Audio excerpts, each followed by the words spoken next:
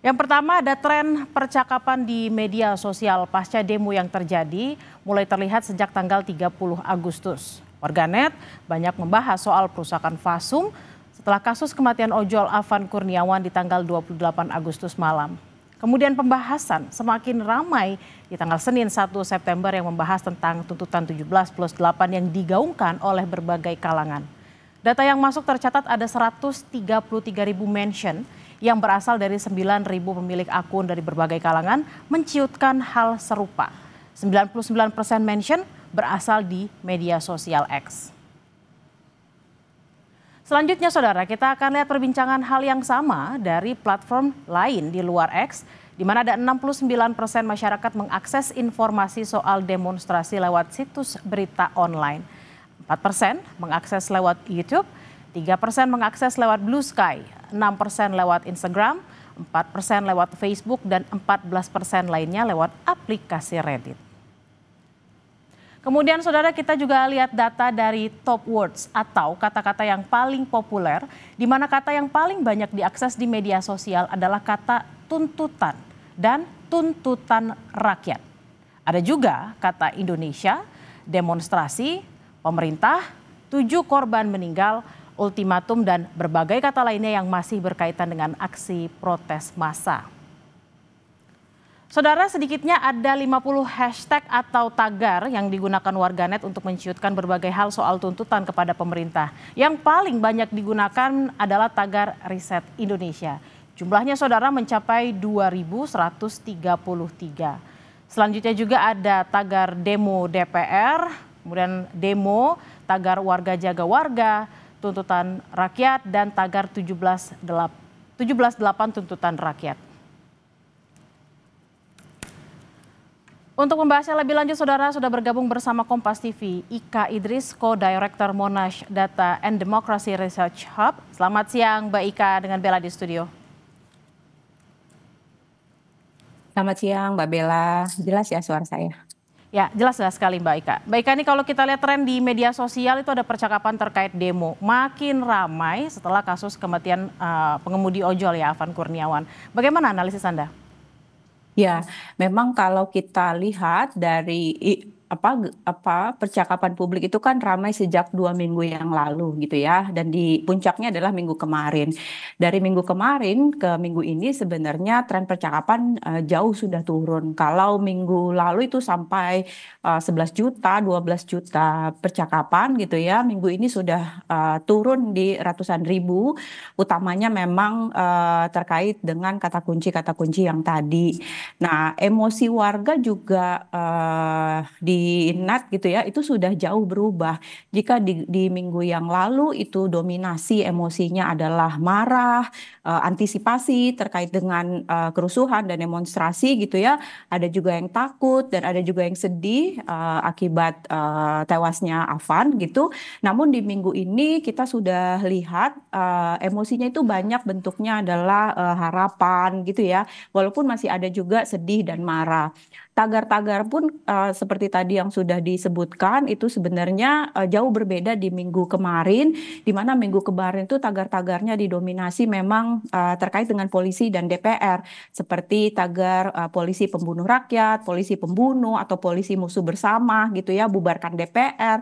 Nah sekarang ini sudah didominasi tagar-tagar yang sifatnya memang memberikan jalan keluar gitu ya, dan motivasional seperti Riset Indonesia dan 17+8.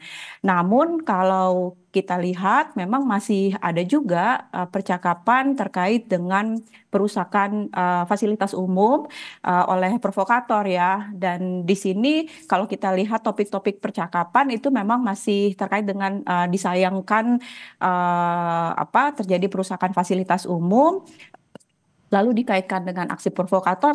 Nah, tapi yang menarik di sini adalah ada juga ajakan-ajakan untuk mendokumentasikan gitu ya aksi-aksi perusakan ini, karena disinyalir kan CCTV di beberapa tempat tuh mati sehingga tidak ada dokumentasinya. Nah, jadi ada ajakan-ajakan untuk mengirimkan foto, video untuk mendokumentasikan perusakan Fasum ini. Seperti itu, Mbak Bella. Mbak Ika, yang memang terus disuarakan terutama di media sosial oleh warganet itu memang tadi tuntutan 17+8 yang memang makin hari makin sering dibicarakan oleh masyarakat gitu ya. Terutama untuk mendekati deadline-nya di kurang lebih kalau tidak salah tanggal 5 September ini.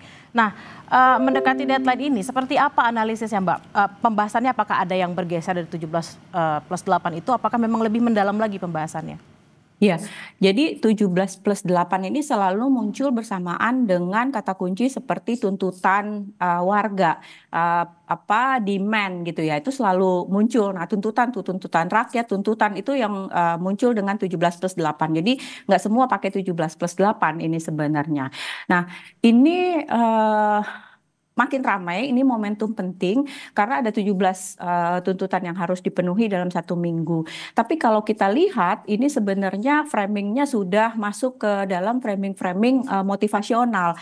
Kalau di 2 minggu yang lalu itu framing-framing diagnostik ya, mencari kesalahan gitu ya, siapa yang salah, ada salah DPR, ada salah aparat, lalu ada framing-framing prognostik kayak bubarkan DPR. Nah sekarang ini sebenarnya sudah masuk ke dalam partisipasi digital publik yang lebih playful karena resikonya jauh lebih rendah gitu ya. Tujuannya itu memang membangun semangat kebersamaan, apalagi 17+8 ini kan simbol kemerdekaan ya tanggal 17 Agustus. Nah, jadi ini sekarang kita masuk ke dalam fase atau gelombang gerakan harapan kolektif yang menurut saya ini jauh lebih inklusif sehingga masyarakat luas itu lebih mau bersuara gitu ya, nggak takut-takut kayak kemarin kan takut bersuara, takut nanti kena macam-macam lah gitu ya, cuitannya atau postingannya. Nah ini mereka jauh lebih aktif dan karena merasa nggak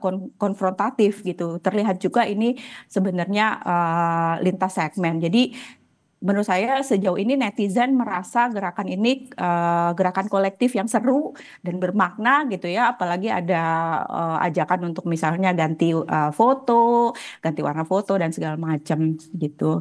Jadi kalau kita lihat sebenarnya di analisis emosi itu udah nggak lagi marah, tapi sudah masuk ke netral bahkan penuh harapan sebenarnya di minggu ini.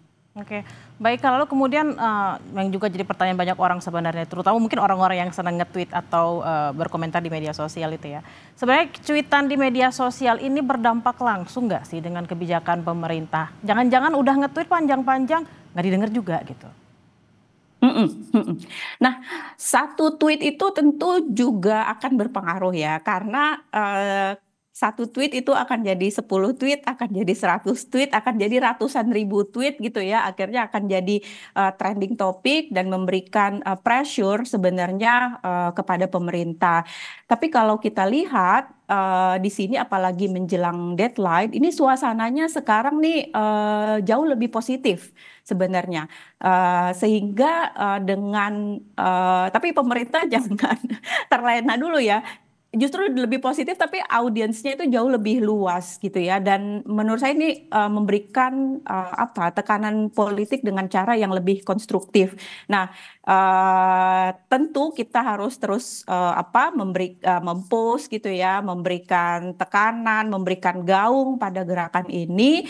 Nah, justru sebenarnya saat ini publik jauh lebih solid karena semua orang jauh lebih mau menggunakan ini dibandingkan tagar-tagar yang jauh beresiko di minggu kemarin gitu ya. Nah, di sini harusnya pemerintah memang tidak menutup mata dan kalau mau mendengar inilah momentum untuk mengambil tindakan nyata karena publik lagi tenang ya, katanya kalau mau dialog, mau berdiskusi gitu ya, mau mendengarkan justru di sinilah saatnya menurut saya. Tone-nya memang lebih positif, tapi tekanan itu tidak berkurang, malah tekanannya lebih push dan cakupannya juga jauh lebih luas. Terima kasih atas perbincangan di siang hari ini, Mbak Ika Idris, Co-Director Monash Data and Democracy Research Hub. Selamat beraktivitas kembali, Mbak.